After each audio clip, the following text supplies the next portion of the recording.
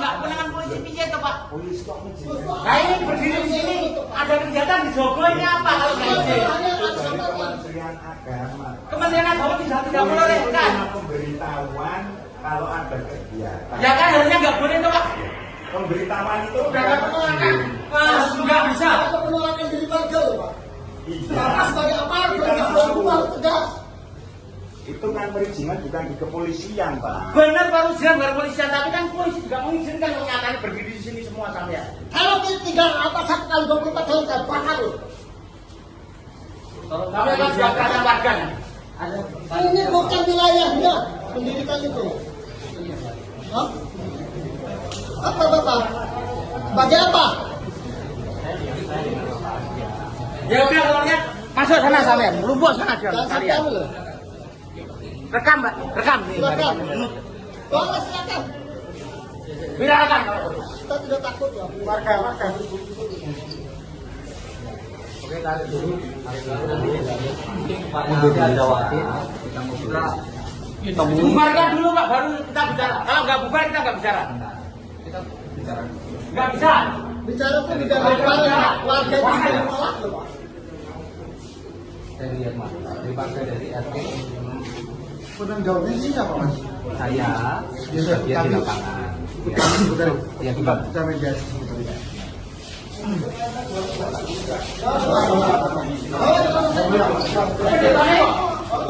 Membangun hormati keputusan desa apa? Keputusan desa sudah. Apa kamu? Sana. Sudah ke sana.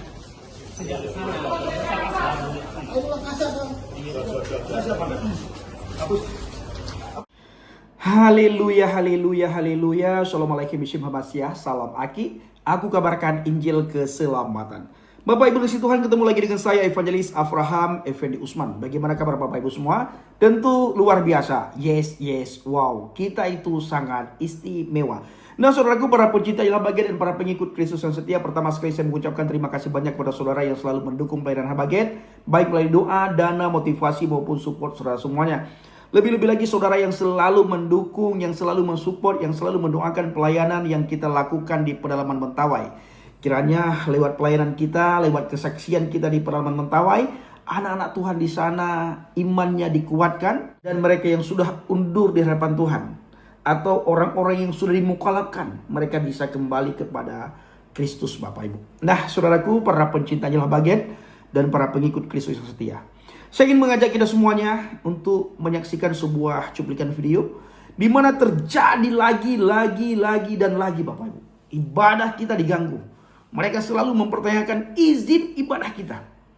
Izinnya sudah ada, semuanya sudah terurus Bapak Ibu. Tetap saja ada oknum-oknum tertentu, kalau kita kumpulkan jumlah mereka sangat banyak sekali, datang mengganggu, datang membubarkan dengan alasan mereka mempertanyakan izin. Bahkan ada pihak yang berwajib di situ Bapak Ibu. Jadi ya itulah yang terjadi di bangsa dan negara kita saudaraku. Ini kenapa? Hal begini terus-terusan terulang. Tiap bulan kita mendengar, melihat berita di media sosial. Terulang lagi saudaraku. Ini dikarenakan Bapak Ibu dua hal. Yang pertama mungkin karena perilaku orang tersebut, atau ajarannya kah, atau apakah. Yang kedua saudara, tidak ada tindakan tegas daripada pihak yang berwajib, daripada pemerintah. Maka ketika kita melihat hal seperti itu di media sosial, kita harus viralkan. Tidak usah lagi kita laporkan kepada pihak yang berwajib. Malah tadi ada pihak yang berwajib di situ Bapak Ibu. Alias ya seperti yang kita lihat sama-sama di cuplikan video. Nah Bapak Ibu, saya ingin mengajak kita semuanya untuk melihat bagaimana cuplikan video tersebut.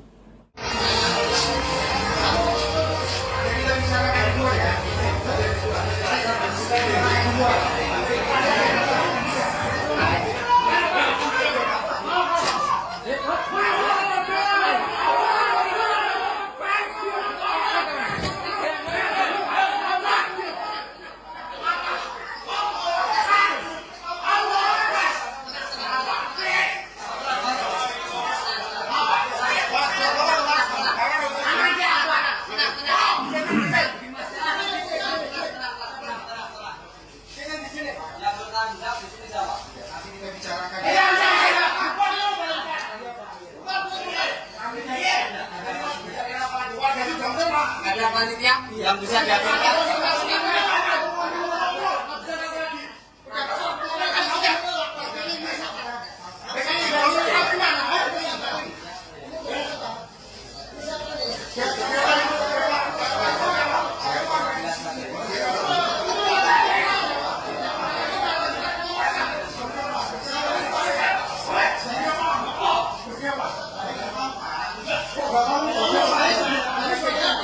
Saya juga mau ada di sini.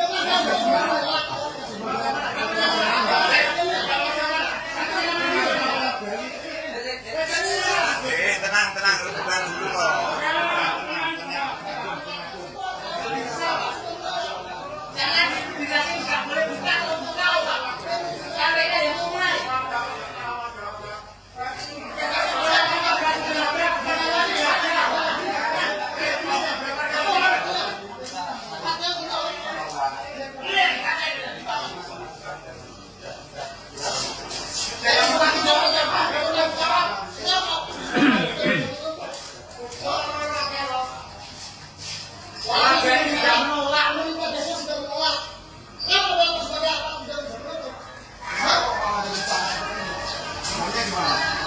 Izinnya mana polisi?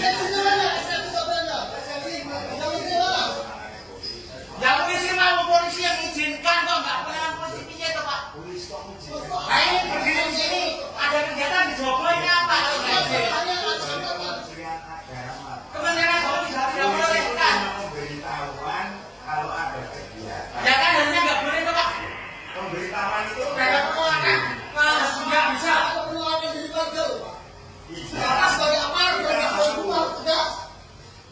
itu kan perizinan bukan di kepolisian, Pak. Benar Pak Ujian berpolisian, tapi kan polisi juga mengizinkan menyalahi berdiri di sini semua kalian. Kalau tidak atasan pemerintah saya tidak pernah.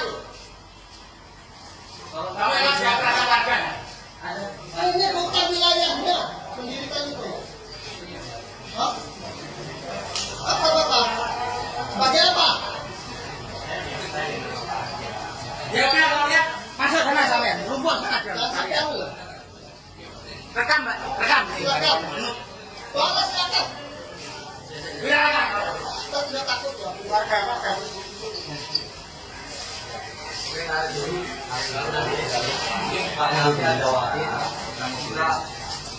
Mereka dulu Pak, baru kita bicara. Kalau nggak bubar kita nggak bicara. Nggak bisa. Bicara pendidikan warga tidak menolak.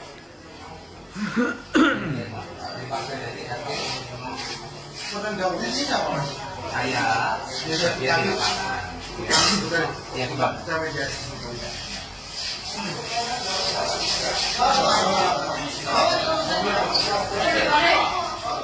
Kamu nggak menghormati keputusan desa apa? Apa kamu? Sudah ke sana.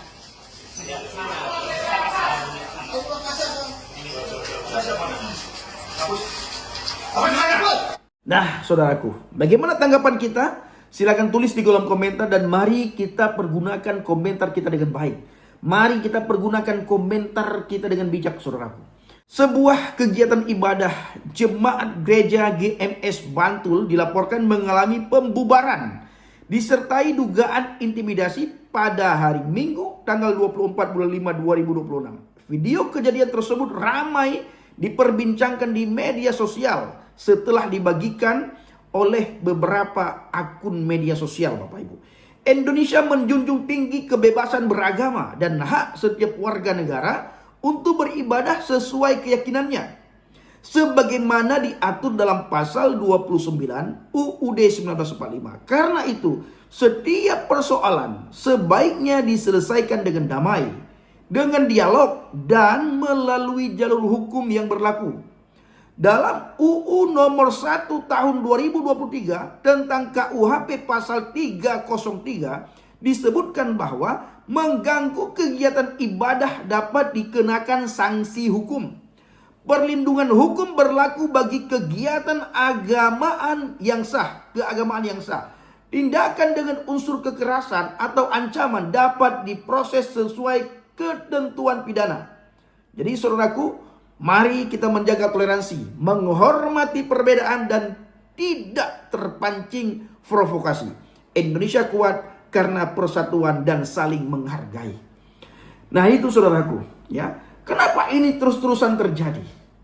Karena tindakan hukum tidak tegas. Tapi bila kita yang melakukan, pihak minoritas yang melakukan Bapak Ibu, dalam waktu sesingkat-singkatnya langsung dijebloskan dalam penjara. Langsung Bapak Ibu, tidak menunggu waktu lama. Langsung dijebloskan dalam penjara, langsung kita dimasukkan ke kerengkeng, bahkan mengalami penganiayaan. Saya teringat sekali yang harus kita ulang-ulang, yang harus kita perdengarkan Bapak Ibu, yang harus kita sampaikan kepada khalayak ramai, kepada publik. Di mana ada seorang ibu di daerah Sumatera meminta kepada pihak tertentu untuk mengecilkan volume toa.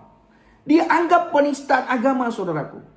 Meminta dengan kerendahan hati, meminta dengan baik-baik supaya volume toa dikecilin. Itu dianggap penistaan agama. Ibu tersebut mengalami intimidasi, mengalami penganiayaan, mengalami perusakan, saudaraku. Sampai dijebloskan dalam penjara. Tetapi bila mereka melakukan itu, saudaraku, hukum seolah-olah tidak melihat. Hukum seolah-olah buta, saudara. Ya, hukum seolah-olah tidak mendengar teriakan-teriakan mereka, tidak melihat apa yang mereka lakukan, tidak mendengar apa yang sedang terjadi di lapangan. Bagaimana kita sering sekali mengalami intimidasi.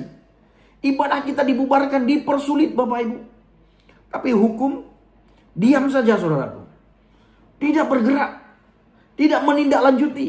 Jadi kalaupun kita laporkan Bapak Ibu, dan percuma kita laporkan, kita lihat tadi ada pihak yang berwajib di situ. Artinya ada orang hukum di situ Bapak Ibu. Tapi tidak bisa berbuat apa-apa. Ya, tidak bisa berbuat apa-apa. Seolah-olah tidak berdaya, saudaraku. Nah, inilah yang terjadi di bangsa dan negara ini. Maka kita pernah melihat sebuah video di media sosial yang beredar Bapak Ibu beberapa waktu yang lalu. Sudah seharusnya Indonesia ini dibagi Bapak Ibu.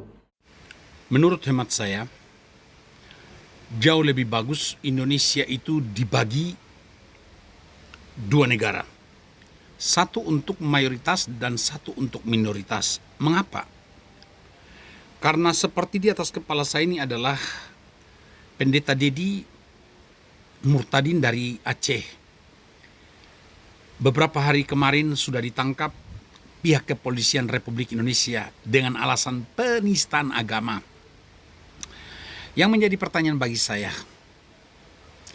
kenapa hukum itu tajam untuk minoritas dan tumpul untuk mayoritas? Itu yang pertama. Yang berikutnya, mengapa seperti saudara Zulkifli, mengapa seperti Agustinus Kainama, Dondi Tai dan lain-lain yang seringkali menghina, menistakan agama Kristen, tapi kok mereka aman-aman saja? Ada apa di balik ini? Mengapa hal ini bisa dipelihara? Maka jauh lebih bagus, saya berpikir ini sehat, ini usulan sehat untuk Presiden Republik Indonesia. Negara Indonesia wajib untuk dibagi dua, agar supaya kami kaum minoritas tinggal satu negara. Jangan sedikit-sedikit kami dilaknat-laknati, diharam-haramkan, seperti penjualan babi dan banyak hal yang menyakiti hati kami. Ya, komentar, sampaikan isi hatimu, pemirsa dimanapun Anda berada. Nyatakan apakah Anda setuju untuk negara Republik Indonesia dibagi dua atau tidak. Salam akal sehat. Satu buat mereka, satu buat orang yang tidak seagama dengan mereka. Ini sudah seharusnya. Kita ingin melihat. Ya, kita ingin memuji Tuhan, kita ingin beribadah kepada Tuhan, tapi diganggu, saudaraku. Dipersulit.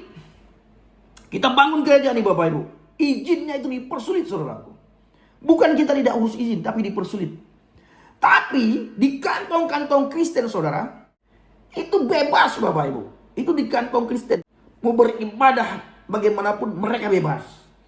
Mau bangun apapun mereka bebas. Begitu juga yang terjadi di kantong-kantong Kristen yang lain. Bebas, saudaraku. Tapi jangan coba-coba kita melakukan hal yang sama sebagaimana mereka lakukan. Tidak akan. Kita bangun rumah ibadah harus minta izin sama mereka. Kita mau beribadah harus minta izin sama mereka. Kita beribadah memuji Tuhan. Kita beribadah memuliakan Tuhan, meninggikan, mengagungkan kebesaran Tuhan, harus minta izin sama mereka. Bila tidak ada izin sama mereka Bapak Ibu, kalau kita beribadah maka terjadilah seperti itu Bapak Ibu. Ini benar-benar sangat memuakkan. Lalu apa yang harus kita lakukan Bang Pendi? Kita berdoa sama Tuhan. Ya, kita berdoa sama Tuhan Bapak Ibu. Penghakiman itu haknya Tuhan. Kita berdoa sama Tuhan. Kita viralkan, ya kita publikasikan Bapak Ibu di media sosial.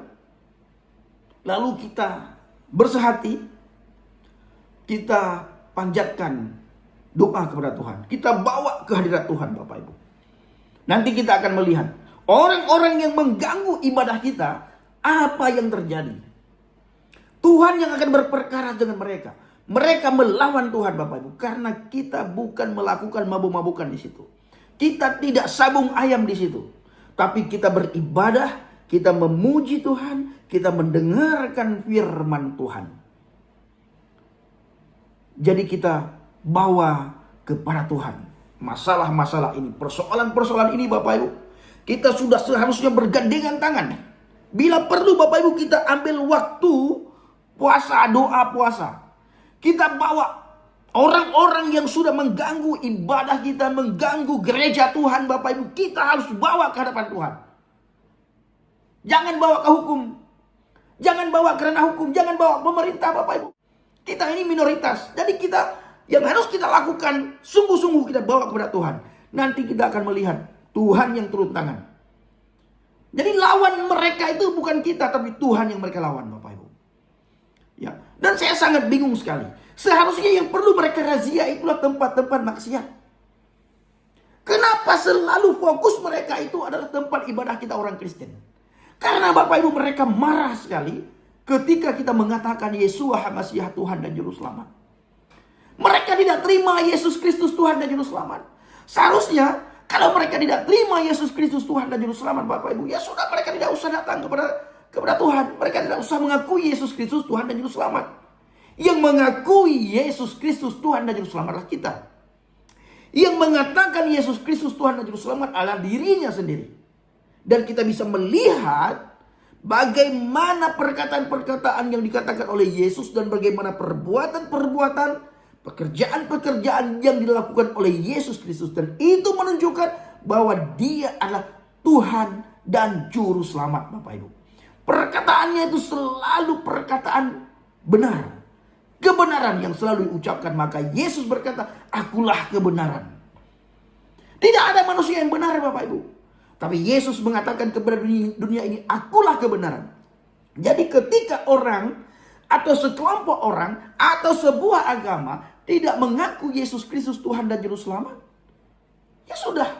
Tidak perlu mengganggu ibadah orang lain. Tidak perlu mengganggu orang yang beriman, orang yang percaya, orang yang mengikut Yesus.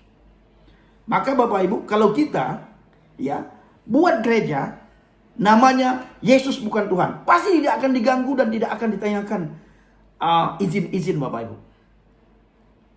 Kalau kita bahas Alkitab, lalu di dalam pembahasan kita itu mengatakan bahwa Yesus Kristus bukan Tuhan, mereka tidak akan ganggu. Mereka sangat terganggu ketika mendengar nama Yesus. Ketika kita mengatakan Yesus Kristus Tuhan dan Juru Selamat, mereka sangat terganggu sekali Bapak Ibu. Makanya tidak ada yang membubarkan si Don Ditan. Ketika Don Ditan undang orang, dia bahas Alkitab, tidak ada satupun organisasi yang membubarkan. Kenapa? Karena dia mengatakan Yesus bukan Tuhan. Zuma diundang ke masjid-masjid yang dia bahas itu Alkitab. Tidak ada yang membubarkan. Di masjid Alkitab diperdengarkan oleh Kainama, oleh Ipung, oleh banyak orang Bapak Ibu. Tidak ada yang membubarkan. Kenapa? Karena Yesus bukan Tuhan yang mereka beritakan. Jadi telinga mereka rusak, hati mereka rusak, pendengaran mereka rusak, hidup mereka rusak ketika mendengar Yesus Kristus Tuhan dan Juru Selamat. Ini membuktikan Bapak Ibu, nama Yesuslah nama di atas segala nama. Setan-setan Bapak Ibu gemetar. mendengar nama Yesus. Setan-setan itu berusaha mengganggu ibadah orang. Setan-setan itu berusaha, iblis-iblis itu bergentayangan berusaha Bapak Ibu. Bagaimana bisa menghasut manusia-manusia, menghasut orang-orang untuk mengganggu anak-anak Tuhan yang lagi beribadah. Jadi kalau Bapak Ibu ingin melihat bagaimana tingkah laku iblis, lihatlah orang-orang yang mengganggu ibadah. Itu adalah tingkah laku iblis. Karena iblis Bapak Ibu tidak senang terhadap orang-orang yang beribadah. Iblis tidak senang. Iblis tahu di dalam Yesus ada kuasa. Di dalam Yesus ada otoritas. Iblis tahu Bapak Ibu, Yesus Kristus penguasa dunia dan akhirat. Iblis tahu Tuhan Yesus Kristus Bapak Ibu penguasa di surga dan di bumi. Iblis tahu alam semesta ini dipimpin oleh Yesus. Jadi dia berusaha bagaimana mengganggu ini Bapak Ibu.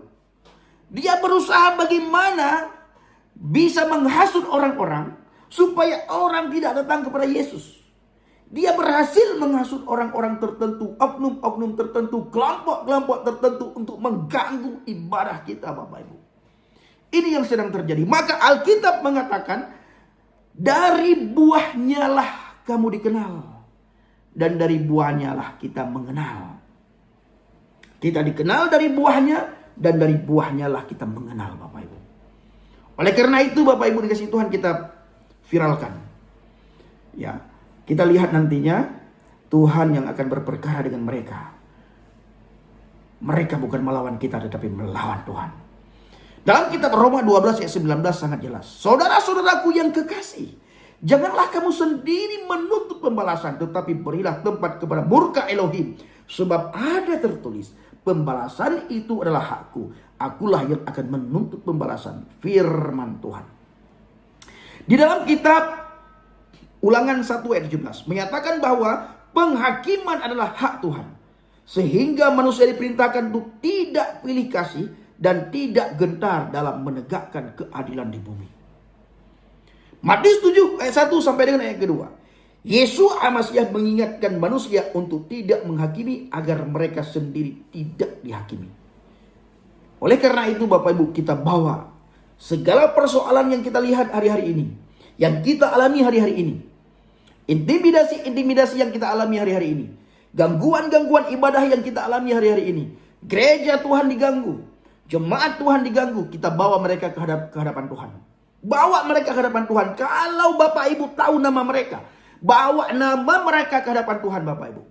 Kita akan mendengar berita bagaimana mereka dihajar oleh Tuhan.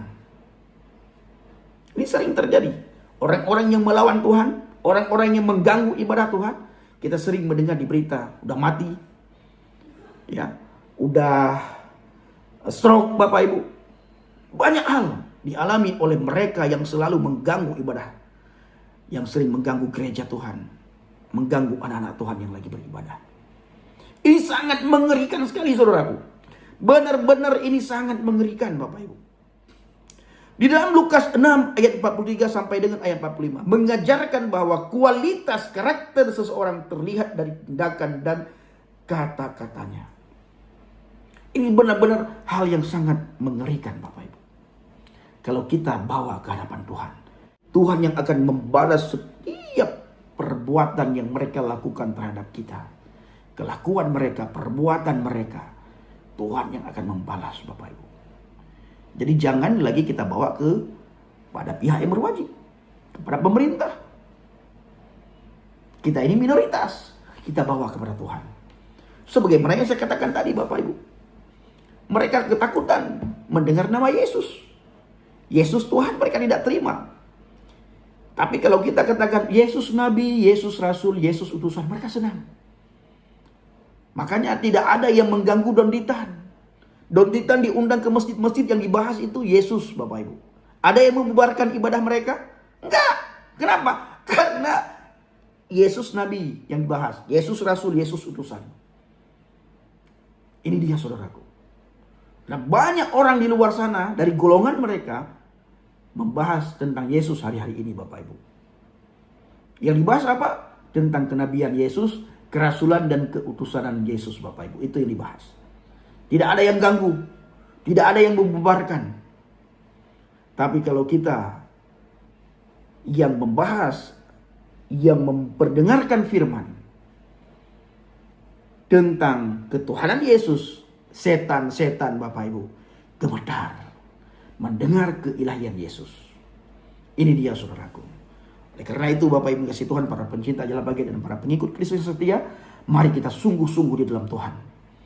Dan kepada pemuda-pemudi Kristen, lihat tingkah laku oknum-oknum itu. Apakah masih terbesit di dalam pikiran saudara mau meninggalkan Yesus?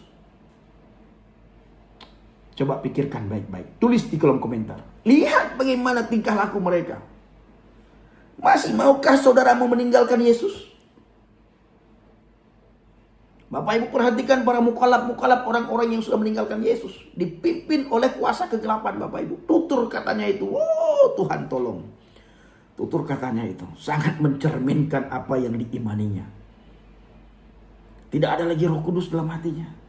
Menghujat terus, tiap saat menghujat. Alkitab dihujat, Kristen dihujat. Tidak peduli dia. Di dalam agamanya yang lama masih ada orang tuanya. Di dalam agamanya yang lama masih ada saudaranya. Masih ada teman kerabatnya. Tidak peduli lagi Bapak Ibu.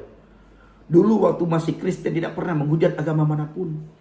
Tidak pernah menghujat kitab manapun. Begitu meninggalkan Yesus, tiap hari dalam penghujatan. Hidup dalam penghujatan. Tutur kata menghujat terus Bapak Ibu. Kenapa? Karena tidak lagi dipimpin oleh kuasa Tuhan. Tidak lagi dipimpin oleh Roh Tuhan. Tapi dipimpin oleh agama. Agama yang memimpin. Bila kita dipimpin oleh agama, kita bukan dipimpin oleh Roh Tuhan Bapak Ibu, maka kita mengasihi orang yang seagama dengan kita.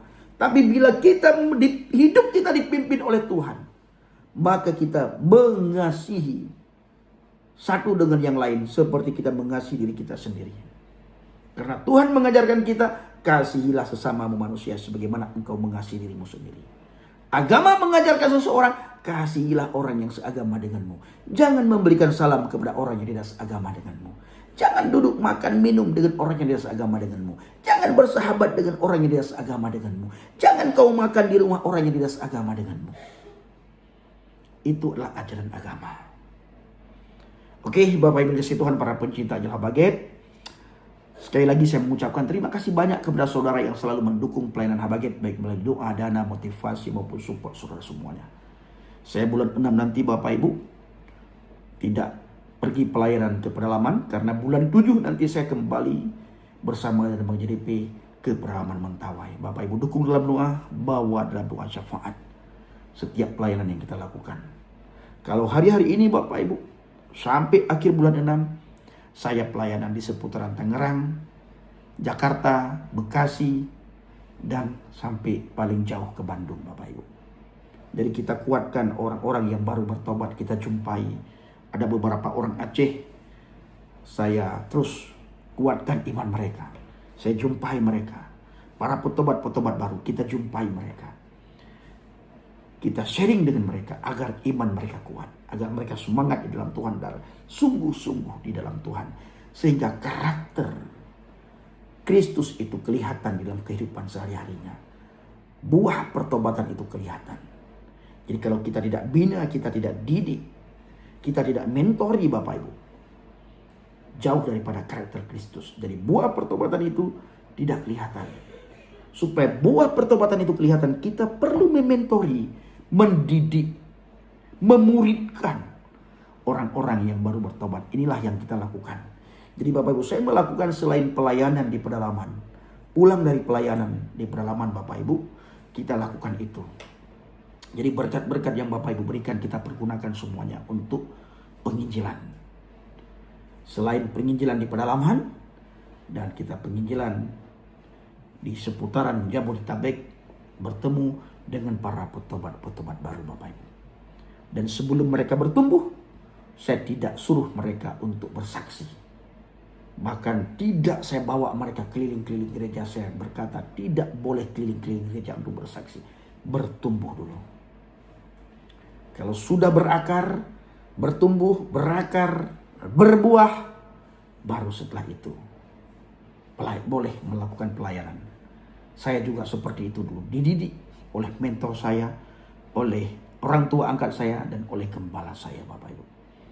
Nah, baik Bapak Ibu kasih Tuhan, para pencinta jala bagian dan para pengikut Kristus setia, saya bersama dengan JDP mengucapkan terima kasih kepada saudara yang selalu mengingatkan kami, yang selalu memberikan nasihat kepada kami, yang selalu menguatkan kami, dan yang selalu mensupport, mendukung pelayanan yang kami lakukan.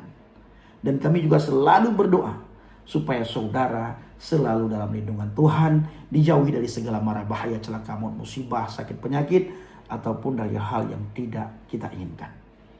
Apapun yang Bapak Ibu lakukan dan kerjakan, kiranya semua dibuat oleh Tuhan berhasil. Saya bersama dengan JDP, Bapak Ibu, sering sekali meneteskan air mata ketika membaca komentar Bapak Ibu. Saya berkata sama Bang JDP, kadang Bang JDP berkata sama saya, lihat saudaraku, betapa para subscriber kita, betapa mengasihi kita. Saudara, saya melihat di kolom komentar, lewat komentar saudara, Bapak Ibu sangat mengasihi saya bersama dengan JDP. Saya ucapkan terima kasih banyak. Saya tidak bisa membalas apa yang sudah Bapak Ibu taburkan.